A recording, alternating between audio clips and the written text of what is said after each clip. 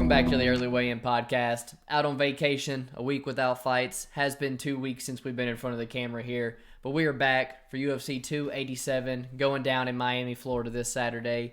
The middleweight strap's up for grabs. It's Alex Pereira versus Israel Adesanya. 2, 4, whatever you want to call it. This is the fourth time these guys have squared off with one another, with Alex Pereira getting the best of the first three here, making this one extremely big for Israel. Co-main event, Miami's own Jorge Masvidal in a big fight here, taking on Gilbert Burns. And our featured bout, we got Rob Font giving very popular prospect Adrian Yanez his first crack at the top 10. I think we got a very solid showing of 13 fights on the books. Looking to keep the streak alive going into the pay-per-view this week. It's 6 weeks of both of us profiting, both sides of the podcast here. 2 weeks ago, UFC San Antonio. Sandhagen looked honestly in the best form that we have seen him. Absolutely steamrolled Marlon Vera. Going to recap UFC 286, which took place in London 3 weeks ago. A lot of clean reads for you to go over lately, man. Yeah, we'll go over both your cards first. We'll start with the UFC 286. I think the best play that you had might have been that Sam Patterson, Ashma is under 2.5. I don't think there was any doubt in that fight finishing, and you got it at an awesome price tag at minus 135. I think your other best read on that card was probably Hadley inside the distance. I thought Hadley might not be the real deal, but he turns out he's pretty good. That Hadley inside the distance cashed pretty easily. Just not that good. Yeah, maybe Malcolm Gordon's the problem. You ended up that night plus 4.51, 44% return on investment, keeping the streak alive. We moved over into the next week where it was Sandhagen and Marlon Vera headlining it. You kind of had that main event read perfectly. You had the fight goes to the distance at minus 108 for one unit, and then Sandhagen by decision at plus 135. Both those cashed pretty good for you for about a 2-unit profit. You ended up the night plus 4.85 units with 165% return on investment. And I think you have a lot, you can accredit a lot of that to the Landwehr wins by submission in round 2. Plus 2,200, Tennessee represent. Awesome night for you. Looking over at my card, we'll start with the 286 card. We both ended up hitting Leon Edwards and Justin Gaethje. Yeah. Both of those were huge ones. Let's see. Joanne Wood, I felt a little uncomfortable laying the juice on a women's favorite, and it almost cost me, but she did end up pulling it out for me. And then the Edwards by decision, another one that we both hit, and it's a huge profit whenever you hit it for half a unit at plus 550. I ended up the night plus 8.53 with an 81% return on investment. And then moving up to the Marlon Vera, Corey Sandhagen fight night. My only straight play in the night was the opener and Victor Altamirano versus Vinicius Salvador. Really close, but I was super happy to be on the underdog side there. I definitely think that I snagged the value side. And then even though it was a little bit sketchy to throw Landwehr into a parlay, I was happy to actually get a play on him. I had the parlay between him and Sandhagen at plus 136 that I hit for 1.5 unit profit. I ended up the night plus 3.32 with a 57% return on investment. And if we can keep this ball rolling, we will take it, man, because we're on fire right now. In our main event, we have the middleweight championship where we see Israel Adesanya looking to take back his belt against Alex Pereira. This would be kind of embarrassing if Izzy doesn't get the win, right? He's 0-3 in their combat sports matchups, and the bookies, the general public, us included, we all still think that he's the better fighter of the two. We're still seeing Izzy open as the favorite here, and instead of taking the dog who has proven that he's capable of winning 3 different times, we're choosing to find ways to play the favorite. And, I think that if you tried to say that to anybody who doesn't follow the sport, they'd say you're crazy. All that being said, I am under the impression that Izzy is going to knock this guy out, man. Now, keep in mind, I'm not suggesting that we're going to be laying the juice here on Izzy, but I like this angle because I think a lot of people are overlooking the possibility of Izzy getting the knockout because of the knockout power that Alex has and how close Izzy was to winning a decision if he could have just made it out that 5th round. What many people forget about in that fight is that Izzy had Alex on skates at the end of round 1, and not just hurt, but out on his feet, or worse than Izzy was in that last round, The bell absolutely saved him from going out cold. I think that fact, coupled with the fact that Izzy must know at this point that, having lost multiple times to Pereira, he cannot allow himself to be put on the back foot. Pereira does too good of a job of cutting off the cage and baiting his opponents into those power hooks. And I think it's crucial for Izzy to establish respect early. And to do that, he's going to have to take those risks.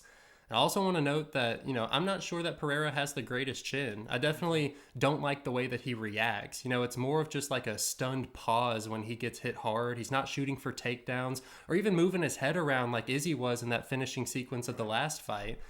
We all know Izzy to be an incredible striker, but I also want to point out that his shot selection, especially in the finishing sequence, are extremely impressive. He's willing to line up those power shots, and I think that if he catches Alex in the same way that he did in the last few seconds of the first round in their last fight, I think it's game over with just a few more seconds on the clock.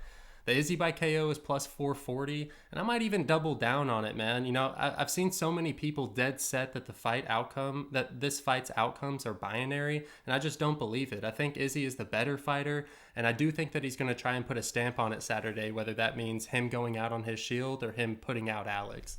It's a massive fight for Israel, like you said. I really do think, he's largely considered one of the best middleweights of all time, and could be a huge asterisk by your legacy losing to the guy 4 times, kind of like DC up at DC at lightweight losing to Jones, kind of like Kamaru Usman's title reign kind of being overshadowed a little bit by his 2 losses to Leon now. You talk about the confidence level, the mental gap that Alex has coming into this one. I feel like that's absolutely huge. You throw in the fact that champions are 3-12 trying to get their titles back. It kind of seems like possibly the Nigerian wave's a little bit gone as well. I'm kind of torn on this position, and I really want to go to the well and bet Israel because Israel's been my guy. But at the same time, I kind of think that Alex could be a little bit of a bad matchup for him, and the reason is just because of his pure size, man. He's physically the biggest middleweight that I've ever seen in my life. You see pictures of him standing next to Dominic Reyes, a light heavyweight, and he's completely towering over him. You see him standing next to a guy who fights at heavyweight in Jalton Almeida, and he's bigger than him as well. He posts pictures, in a portable sauna 2 weeks ago, already having to cut some of that weight. And the ability to walk forward, kind of not worried about Izzy's power to the same way Izzy has to worry about his power. It's a dangerous concoction, and his best weapon, the left hook, he's got a nice calf kick and even hurt Izzy by checking his own calf kicks a little bit in the last fight. It does make him tempting sitting at plus money, but then watching those fights, to me, it is so clear that Israel is the better fighter. He's the better striker of the two, and he wins all the minutes at range. Alex just seems to win the big moments that matter.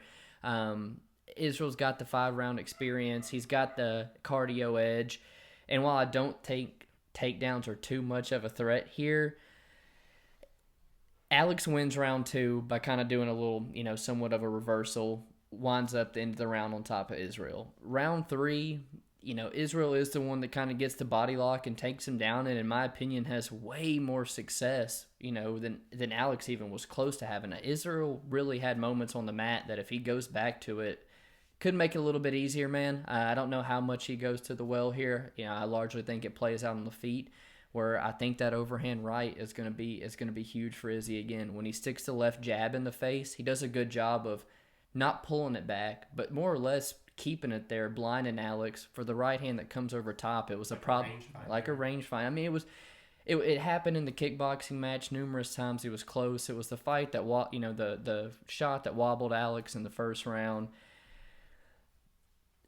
Israel's now down to like minus 130, and so for a guy who was 2 minutes from winning that fight, arguably could have won one of their kickboxing matches. It makes him super tempting as well, man, and so to be torn on both sides here, I think outside of the prop that I've told you on at plus 440, I think I'm going to lay off this fight, but I'm going to take Israel to win too, man. Well, one thing I want to note is I think that Izzy wrestling might have contributed to him getting knocked out in the 5th. I think it did kind of take away from his gas tank, which took away from the movement, which got him up on the cage and ended up getting him knocked out. It's tough. I really don't think that we're going to see 2 kickboxers turn this into a wrestling match. But I do like the angle that we're both kind of approaching on this. In our co-main event, we see Gilbert Burns taking on Miami's own Jorge Masvidal at 170. Both guys, previous lightweights, finding a lot more success here at welterweight, and both of them getting up there in age as well. I probably would say confidently, I don't think either one of these guys are probably making a title run at any time soon. But Gilbert Burns, the one who's having a whole lot more success as of late. He had his moments early on against Usman in his title fight. He dominated Wonderboy like we hadn't seen before, and honestly, the thing I was most impressed with, it was his his performance last time out against Neil Magny. Didn't play with his food, didn't waste any time. Goes out there, finds a takedown, submits him. It is things that you're really going to like to see if you have any money on Gilbert Burns Saturday. But I truly think this guy's price tag is forever going to be affected by his performance in the Hamzat fight. Despite coming up short there, I think just the toughness, the heart, the defensive wrestling and slugfest he got in is going to affect that line going forward. And it's a guy that I think's chin is just a little bit suspect, and if he's just not relentless with the grappling, I don't know, man. You're talking at a guy who's minus 500 something at this point, and to cover that, I'm wanting a clear finish inside 2 rounds, and I don't get there, man. George is a guy who has pretty good takedown defense. He's a guy that's hard to get to the ground and hold down. I've seen Colby Usman hold him against the cage, stall him, but that's not really Gilbert Burns. Gilbert Burns is the jiu-jitsu guy who wants to get you down to the ground and work his submission game, and that's not really something that's had a ton of success on George in the past. And I reference a fight with Damian Maia, who kind of just backpacks him up against the cage and just, wins minutes that way, and Gilbert's just not really fighting the same way. And if this does play out on the feet, I favor George there a little bit with the better boxing. I think he's the faster of the two, throws a whole lot of kicks to the body. And I think he's a whole lot more durable, man. In Burns' last 2 losses, he truly is getting dropped with jabs. I don't know, man. Gilbert Burns can 100% win this fight. Jorge Masvidal is going on 38 years old, something like that, talking about retirement. I can't get to 80-85% on Gilbert Burns here, man. I think it's more 65-35. I think Burns should be looking at like a minus 250 favorite. No, you're not going to talk too highly of George, though, but I got a just weird feeling, man, we could see an upset with him. I'll preface this, but I really don't like Jorge Masvidal. Truthfully, I think he's washed up, hasn't won a fight in years, hasn't fought in a year, and refused to round out his game over his career. And he was just lucky enough to get a few fights with good stylistic matchups, and he was able to string together some wins, and he's capitalized on it, and I'll give him that. He's got a persona that sells. I don't blame him at all for the way that he's managed to stay relevant in a weight class that I believe that every top 15 fighter in that division would whoop his ass. I really do. One of my biggest pet peeves about George is his lack of consistency when it comes to staying in shape between fights. I mean, we absolutely crucify Paddy Pimblett for doing it every single fight, and Jorge's 10 fucking years older than Paddy. He's 1 fight removed from being knocked out stiff for the first time in his career at 38 years old, and we're treating him like we're about to see him come out like 2015 Masvidal. And you might be wondering why I say 2015. Well, that's because that's the last time he's recorded a win over anybody that's currently on the UFC roster, man. Gilbert Burns is a bad man. I think he's come here he's going to attempt to manhandle Jorge. And I think the fact that this is only 3 rounds only plays into favor of Gilbert. It's less time for Masvidal to get the reads on the entries of Burns, and it's less time for Burns has to sustain a heavy grappling output. One thing I will credit Jorge having is elite toughness. I can't attest to the chin anymore after seeing the Kamaru Usman knockout, but as we saw in his last fight against Colby, even if he's getting dominated, he doesn't have any quit in him, and that I can appreciate. Truthfully, I struggle to see where Jorge is winning this fight out of catching Burns on the feet. Just like with any MMA fighter, no matter what the odds, everybody has a puncher's chance, of course, and that especially rings true when you have the striking that Masvidal does. But I just think Gilbert's going to keep him honest with the wrestling pressure and force Jorge to work for 15 minutes without ever allowing him to get any significant offense of his own off. I don't know. And then you couple that with the fact that Colby and Kamaru were able to consistently get the takedowns, and Gilbert Burns is a significant level better in the submission grappling than both those guys. Where Damian Maia was able to backpack him for 3 rounds, he doesn't have the wrestling that Gilbert Burns does. If Burns is able to get Masvidal to the mat and get on his back like Colby was multiple times, I do think that he's going to be able to, get a submission in, threaten with the submission way more than Colby was. And I do think that we could see a finish that way, although I expect this fight to go to the judges. I'm kind of looking at the over 1.5 as my play on this fight. But I think that Jorge's going to make it close because he's tough, not because he's on the same level. In our featured bout of the main card, we have Rob Font taking on Adrian Yanez. We've been talking about this fight all week, man. One of my biggest problems in betting MMA is trying to fade the UFC Golden Boys. And honestly, it's probably the worst aspect of my capping game. I see a fighter like Yanez or Chase Hooper or Patty Pimblett, Rosas Jr. even, and I'm just like, I know you're not as good as the UFC is trying to make you seem, But the matchmakers, they're not dumb. Even if they do have a Golden Boy with glaring holes in their game, the UFC is going to do whatever they can to get them as good as matchups as possible. And even though I think Rob Font is a stud, this is probably the best possible matchup Yanez could have in the top 10 right now. Font averages 1 takedown per fight, where he's hitting the attempts at a 37% clip. He's coming off back-to-back losses where he was soundly beaten by 2 strikers. I think I recorded 5 knockdowns. I don't know. I think what he does have going for him is he's a fast starter. And this only being 3 rounds, I do think that there's a good chance that he could out-volume Yanez on the feet early. It's that last round that I'm worried about. Once Yanez finds his reads, he can be extremely dangerous. And while Font has shown some incredible durability in his past 2, he's also getting caught a whole lot more than usual. And Yanez does have a knack for finding the finish. He's got 6 knockdowns in 6 UFC fights. He's, on the feet, he is a stud. I just want to see a plus 175 number on Font. That's a 36% chance of winning before I pull the trigger. I think he wins this fight against Yanez at like 45%, something like that. And so I want to see like an 8 to 9% edge before I actually start betting on him. Until that, I see that number. I plan on saving my money by avoiding to fade yet another UFC Golden Boy. But if I see 175, I probably will end up pulling the trigger. No way this fight isn't good, though, man. You got 2 guys who, like you said, with Font averaging like 1 takedown or something like, I don't even know if Yanez has attempted 1 takedown. These guys are going to stand there and trade with their boxing in the center of the cage. And I'm happy for Yanez to get his first crack at the top of the division here. A win here, though, it really puts you in the deep end of one of the better divisions in the UFC. Finished all but one of his fights, and he's one of the better prospects at the moment. Like, his hands, when I think of the prospects in terms of their boxing right now, Jack Della Maddalena is at the top of my list when it comes to their pure boxing. But Yanez is probably right behind him. He's got some very clean hands, very pure, very good counter striker with counter right hand probably being his best weapon. But I love the way he works for the body. He's 19 fights in, never been finished himself. And when he smells blood, the guy is relentless with his forward pressure, and he'll let off a 10-15 punch combination to put you down. And he's got the youth, he's got the power, and that does worry me a little bit with Rob Font being dropped 5 times in those last 2 fights after not being dropped his entire previous UFC career, being able to eat the shots despite being wobbled, not hitting the deck. It's just not the same now. But he does have the boxing to match Yanez. Rob Font does, like you said, it's a good starter early in the fight, and he's got a really good jab that he works behind early. You saw someone kind of replicate that a little bit in Randy Costa early on.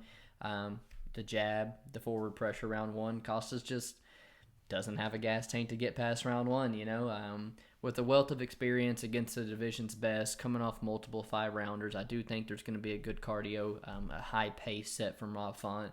And I really do hope that volume and that jab is going to disrupt the rhythm of Adrian Yanez.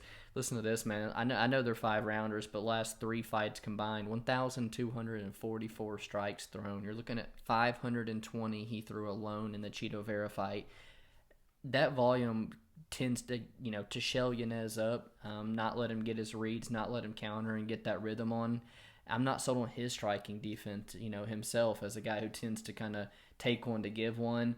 But at the same time, I don't know if I'm sold on Font's ability to take a clean shot from someone that has the power of Yanez. So I would like a better number to get there on the money line, but I think Rob Font's clearest path to victory here is to outpoint him to a decision. I got that at plus 275, so I did release just to track a small play on that. Would like Rob Font to steal a decision here for us. For my fight of the night, I chose Kevin Holland for taking on Santiago Ponzinibbio. This seems like this could be the people's fight of the week, man. Quite a bit of strong opinions on this fight. And even though I'm picking this as my fight of the night, it's because I'm a fan of the matchup, not because I have a strong opinion on it. You've got big mouth Kevin Holland looking to bounce back off of his current L2. And frankly, I think he's got quite a bit to prove here, man. Looking back over his recent record, he's 2-4-1 in his last 7 fights, and he only has 1 ranked win in his UFC tenure, which came over now retired Jacare Souza in an extremely unorthodox fashion off his back, man. Truthfully, outside of that Souza finish, it's actually pretty disappointing, the results anytime Holland has taken a step up in competition. You look at Santiago now, he's in a little bit different boat. He's proven that he can string together 7 wins in a row. He's finished top 10 talent, headlining fight nights. Now it's just a question of whether or not he still has it in him coming off these big layoffs, getting up there in age at 36. But at least we know he had it, right?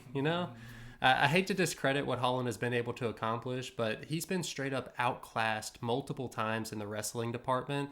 And then he's coming off a loss to Thompson, who just taught him a lesson on the feet. How good is he, and is he going to cover this heavy price tag that's been placed on him this weekend? Something else I found interesting is that this is the biggest underdog price that Pons has ever had in his entire UFC career. After watching that last fight against Morono, being down on 2 of the judges' scorecards and still finding that finish in the last round, it proves to me that he still has that dog in him, which honestly was the best part of his game his entire career, was his ability for forward pressure and aggressiveness. That constant pressure he brings inside the octagon, I do think could be a real issue for someone that we just saw quit on the stool in Kevin Holland, I think that this is a perfect style matchup for Holland in another sense, because this will give him the ability to use that length and footwork to counter the aggressiveness of Ponzinibbio. That's why I think it's guaranteed to be an amazing fight, although I'm not really sure that there's a clear-cut side, especially considering the odds at Kevin Holland minus 275. I do lean a little bit more heavier on the Kevin Holland side. I like this guy at 170. I think you can put Ponzinibbio at this point in his career on the level of like a Cowboy Oliveira, like a Tim Means. And I think we saw Kevin Holland look pretty good against those two. And I thought it probably trying to put things together, be maybe a new focus Kevin Holland, and then, Wonder Boy fight. Starts out nice, and then he just starts being his old self again, man. He finds himself on top of Wonder Boy and is willing to let one, top 5 best striker maybe in the UFC right now, led him back to his feet. And it's questionable fight IQ, and that's the one thing that you always have a concern about, backing Kevin Holland. But I do think he's got a guy who's willing to strike with him here, and someone who's nowhere near as fast as Wonder Boy and no one near as technical as Wonder Boy. I think the fight takes place at boxing range, and I think you're going to see a massive reach advantage that he has on Ponzinibbio really to come into effect. His ability to just snipe guys out at range where they're not used to, where they don't think they can be hit, is his biggest advantage, and I think Pons is going to give that to him, and come crashing into the pocket with his lackluster striking defense. I really do think it's trouble waiting for Ponzinibbio, who just being 100%, I think the dude's on a massive decline at like 37 years old, post blood in 36, 37 in September or something. I think this year I was looking post blood infections. I personally don't think he carries the same frame that he used to have before the layoff as well. And known for being able to take that punches, getting that slugfest, I think the durability is definitely on this rock slide downward right now. Going back to watch the Morono fight, I told you we were playing poker during that fight. I had a bet on Santiago. I know he's losing. I'm pissed. I quit watching it, and I see the comeback. I didn't really have a good tape of that fight. I went back and watched it, and Morono's on short notice. Morono looks flabby. Then Morono is dropping him in round 1. He's hurting him bad in round 2. He hurts him bad in round 3. I didn't really remember that, man. And, being knocked out from Liang, I think he's, you throw in, he did win the I did win the Morono fight, but he's very close to losing 4 of these last 5 fights since returning. I I think we see Pons on the decline. I think Kevin Holland's got someone who's not a middleweight, not a Vettori, not a Brunson, someone who's just not going to relentlessly try to get him to the mat. I think Kevin Holland finishes him here in round 2 or 3. Anything you want to add? I do want to add this one thing. Yes, he's close to being 1-4 in his last fights, but he's just as close as being 4-1 in his last 5 fights. There's split decisions that he's losing to Michel Pereira, who just got the Stephen Thompson fight, and Jeff Neal has still proven that he is a fucking beast, man. So outside of getting clipped by Li Ji Liang, I think he's proven that he's still upper echelon. I mean, yeah, I don't know. I think it's a close fight, and it's just tough because we know Kevin Holland talks, and if I see him on his back yapping, I will be upset, you know? Me about to got 1.5 units on it. For my fight of the night, I'm going with Raul Rosas Jr. versus Christian Rodriguez. It really is an extremely tough fight for me because I'm really torn between my gut feeling. Christian Rodriguez is a live dog here, and trying to fade the UFC poster boys and, you know, being on the wrong side of it like yourself. You know, there's a reason that we have an 18-year-old opening up the pay-per-view and ranked middleweights like Kelvin Gastelum and Chris Curtis on the prelims, man. And you got to think with guys like this, they give you a pretty favorable matchup. He's the youngest person the UFC's ever signed, 7-0, undefeated, and you don't see a whole bunch from him on the feet just because he doesn't really spend a whole lot of time there. The guy's very skilled in jiu-jitsu, looks to take the fight to the mat where, you know, on Contender Series showed he's got good control aspect to his game, and he's a very, very dangerous submission artist. He's young, and he actually, you know, once he gets you there, he really hunts for the submissions. The bottom line is, man, we've never seen this guy tested. I think we could for the first time Saturday night. My advice is to just lay off the parlays and stuff of Rosas Jr. I'm just not sold on the guy. Christian Rodriguez, you know, he's 2 fights in the UFC, 1-1. UFC debut, it's on short notice, and it's up a weight class. Jonathan Pierce is a guy who used to fight at lightweight for a long part of his career. He's one of the biggest featherweights on the roster. Much better wrestler than Rosas. Maybe he doesn't have the submission, pure jiu-jitsu of Rosas, but he's a better wrestler, and I can damn well guarantee you has a better gas tank than Rosas Jr. does. First round, Christian Rodriguez has a tight guillotine. From the third round, Christian Rodriguez, man, even with all the defensive wrestling, still has a damn good gas tank, and even starts to kind of take over that fight round 3. The guy's only 25 years old himself, and 25, 18 years old, man, that's still extremely young in matters of mixed martial arts, and I think Christian Rodriguez is going to be improving at just the same rate. He's been in Rufus Sports since he was like 13. I know he did a camp last time out at Fight Ready. If this is on the feet, he is twice the boxer of Raul Rosas as well. The guy's very patient. He doesn't overextend. He's got good knees and elbows in the clinch. I know he submitted Joshua Weems in round 1, but that's the fight that gives me much more pause of concern than the Pierce fight. Weems twice against the fence is able to get a little trip takedown, a little body lock takedown. And if Rosas is able to do that, he might be able to lock up the backpack, the body triangle, something to maybe just win minutes, even if he doesn't find the submission. So I do want to fade the UFC poster boy. I checked right before we started recording. Money is coming in on Rosas Jr. like crazy, and C-Rod is at plus 220. This guy is head and shoulders better than Jay Perrin, and you might just see a bet from Christian Rodriguez on me before the week's up, man. Thoughts? Yeah, man. It's just the golden boy thing, man. Yeah. You know, UFC took a lot of flack signing a 17-year-old, and I think that they're subject for a lot of criticism if he loses in these next game. Yeah, right. That's what I'm saying. They'll get some clap back if he loses a fight. There'll be everybody and their mom wanting to say, well, of course the 18-year-old, you signed him too early, Dana. I would think that the UFC is trying to save themselves by giving him favorable matchups, although I don't really see how this is too favorable for him. And like you said, with a price tag at plus 220, definitely very tempting. For my fighter to watch, it's not really difficult to figure out why I've chosen him, but it is Kelvin Gastelum. He definitely has faced some obstacles in his recent UFC run, going 1-5 in his last 6 and then having to pull out of his last 2 scheduled fights due to injury. It's absolutely crazy for me to think that after what we saw he was able to accomplish in his career, proving he's one of the best in the game, fighting for a title, knocking out former champs, to possibly being cut by the organization at the age of 31 years old, man. I mean, it's almost unheard of, but he definitely has been in the type of fights that change people forever, especially the Israel Adesanya title fight. He certainly got the heart of a champion, but it's his size that has always been a knock on him since he's moved up from welterweight. And even now, I struggle to see where the weight is. He's not very muscular. He's 5'9". He doesn't have long limbs.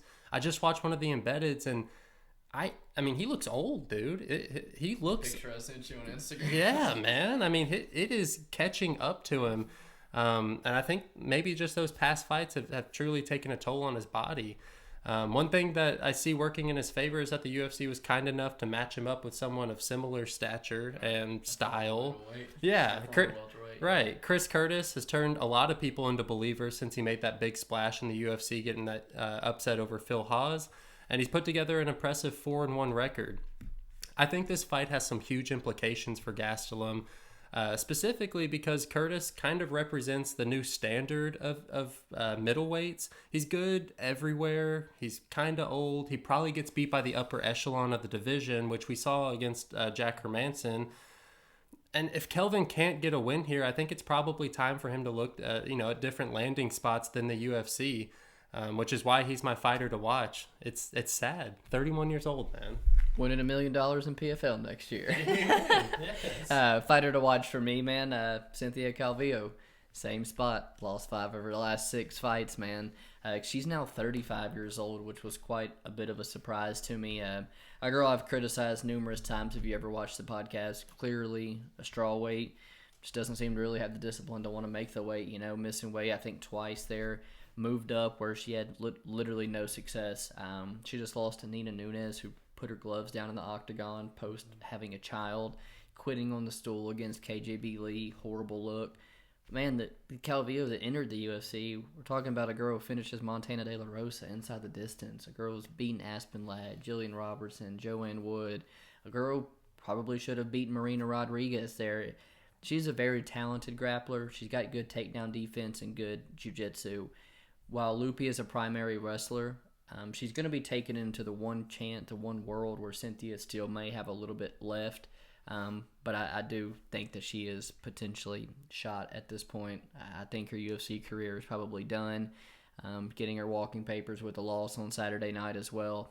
Her back's absolutely against the wall here in this fight. So my fighter to watch on Saturday, Cynthia Calvillo. My underdog for the card, I'll go with Michelle Watterson Gomez now. I just saw a picture of her that she posted this week, and it's nearly unbelievable, man. It's not that I think that she's going to come into this fight and have, some newfound strength in the clinch or is going to be bullying Luana around or anything. But I think that my biggest concern for her coming into this fight would have been her age and how her body is holding up post-pregnancy at 37 years old. She's answered those questions for me, all right? So, Luana hasn't beaten anybody that impresses me, and she's made some questionable decisions to take the easy way out when she gets tired. And I'm referring to her pretending that the upkick that Randa Marcos landed on her did enough damage to stop that fight. We all know that she was gassing and just decided to follow suit of Aljo Sterling, who accomplished the same thing just a few weeks prior when that happened. Another thing I like about this matchup is how tough Watterson is. She's never been finished in the first round, and outside of Luana's last win over Sam Hughes, Luana's never had a win out of the first round. The karate hottie lives for decisions. This might actually be a perfect spot for Watterson to bounce back with a win, expose Luana, who I think has some fraud tendencies in her game, and I think we're getting a decent price tag. I just saw on Caesar she's plus 150. That's about where I want to play her, and I'm on the fence, but you might see that on my card for a unit at plus 150. Yeah, playing chalk women, that's a no-go going forward for me. Probably, I think Watterson could be a live dog. I struggled really because Christian Rodriguez is getting to the point where I kind of want to play him. I have hit the Font decision. I kind of think he's live, but the one money line that I got locked in, that is at plus money, I got a half unit shot on George Masvidal, who's up to plus 380 at this point. I'm not a fan of George Masvidal, but bottom line is I do see Gilbert struggling to cover his minus 540, minus 500 price tag, whatever it is, and I know he's on the L3. He's in Miami. I think he's going to give it one last good college try. Just not ready to count him out here, He's never been this big of an underdog throughout his career. And like I said, I think that fight with Hamzat just will continue to affect that Burns line. He does have, I think, better jiu-jitsu, but I don't think he has better wrestling than Usman and Colby, who really had to rely upon the cage control and stuff to kind of wear on George, because the takedowns and ability to control him on the mat just wasn't there. He's got some underrated grappling, only been submitted once throughout his entire career. And if he's able to kind of neutralize, Burns might be able to just neutralize him like Maia did, like Colby and Usman did. But if he's not and it's at range, he's been dropped, with the jabs and stuff, man. And, I just think 20% for George is just wild, man. I don't like the retirement talks. It's probably the one thing keeping me from making that like a 1 unit play. I only got 0.5 units, but at plus 360, plus 380. I think you should roll the dice with George one last time here. For my prop, I ended up taking Chris Curtis by decision.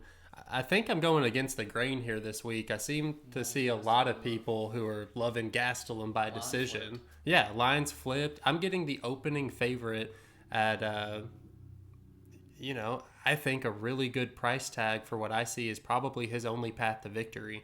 From what we've seen of Kelvin Gastelum, even on his downward spiral that he's been on in the past few years, dude is tough. He doesn't get finished unless you're submitting him. So, unless Chris Curtis pulls something out of his game that I've never seen, I assume that he's going to be in a close striking battle.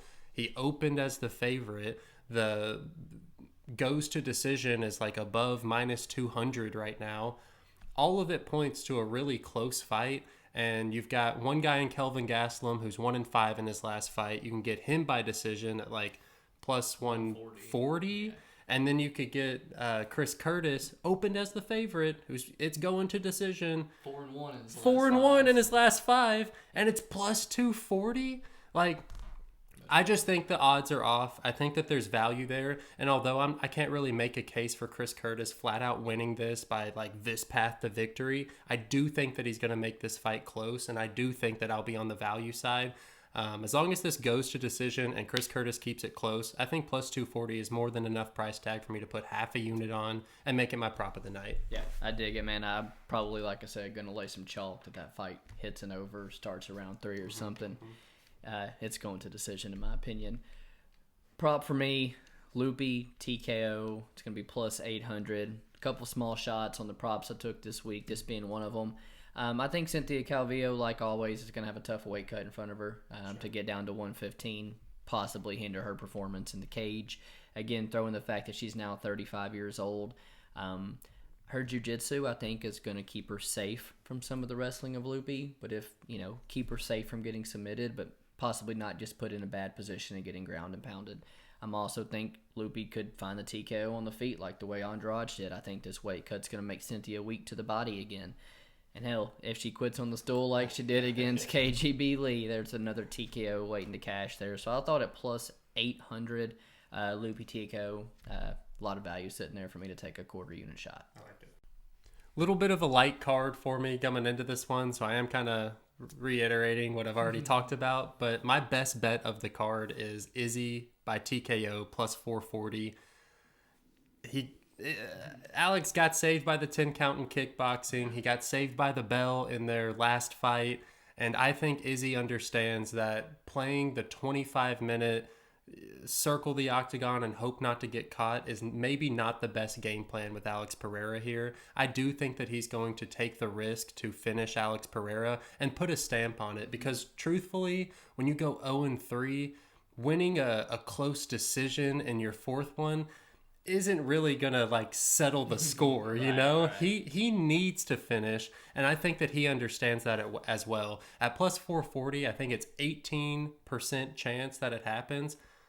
I think that there's a legitimate chance that this is like a 30% possibility, man. I think Izzy is the better fighter, so I see him winning 60% of the time, let's say. I think it's half and half. When they're 185-pound dudes with 4-ounce gloves and some of the best striking in the world, it is not a stretch to think that Izzy is incapable of knocking Potan out. Yeah.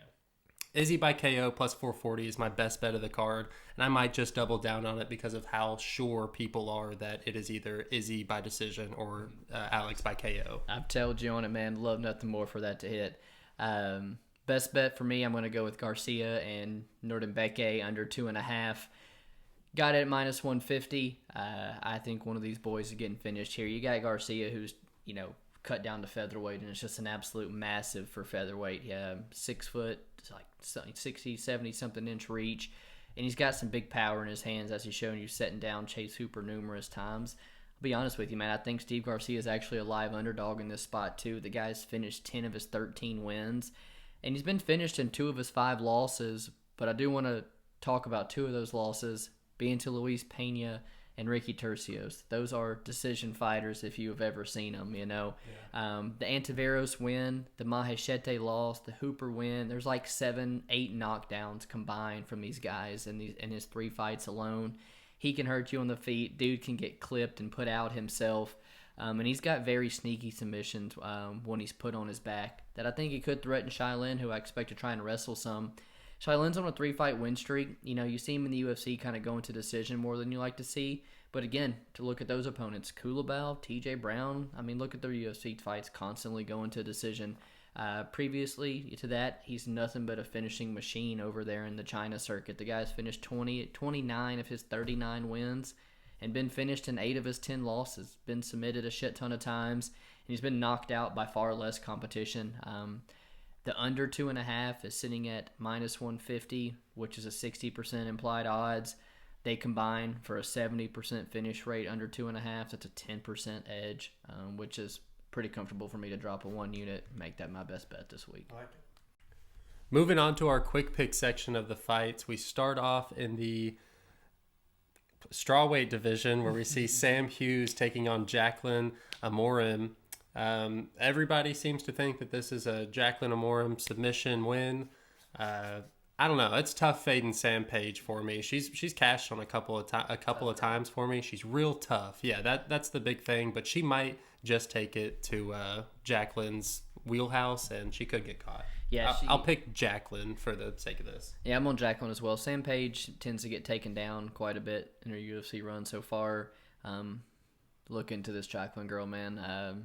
Excellent black belt, stud wrestler, judo. I think she's going to submit Sam Page here. It just sucks that you don't even get a plus number on a women's under or something, Right. But I do think she gets the job done.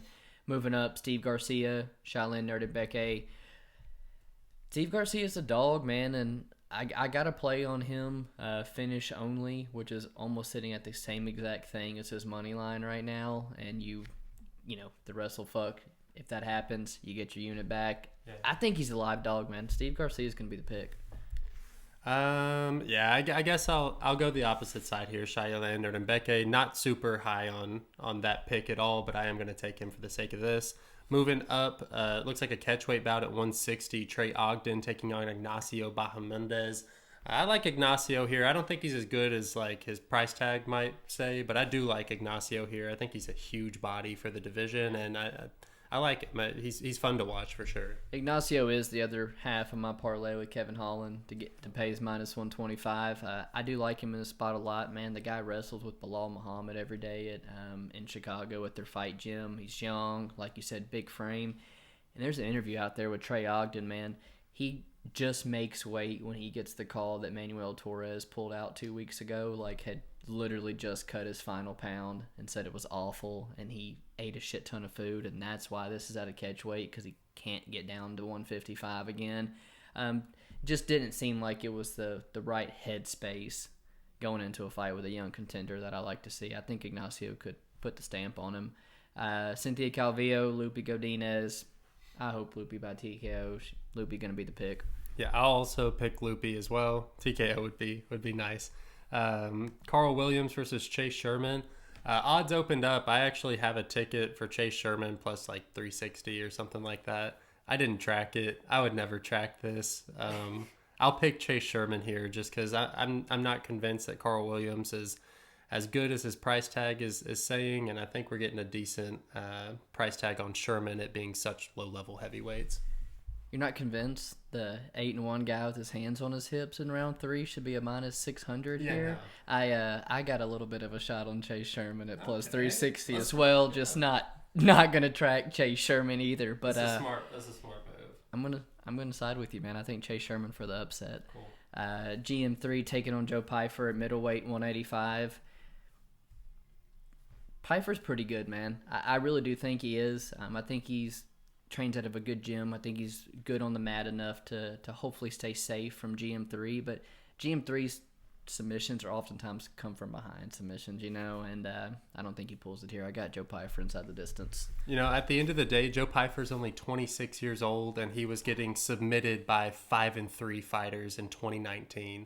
Gerald Mearshart, like you said, that submission game's crazy. I think Joe Pyfer is also the real deal. I like him grappling with Eric Anders. I'm going to go Joe Pyfer here, but would not be surprised if GM3 pulls another one out of his ass.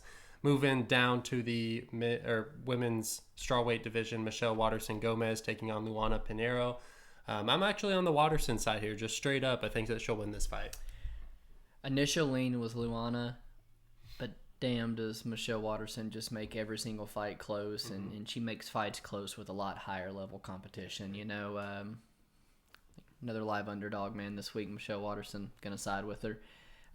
Prelim main event, Kelvin Gastelum taking on Chris Curtis. I am going to side with Kelvin Gastelum. I think split this one here, but big on this one going to decision, so I don't think there's a lot of value on either's money line.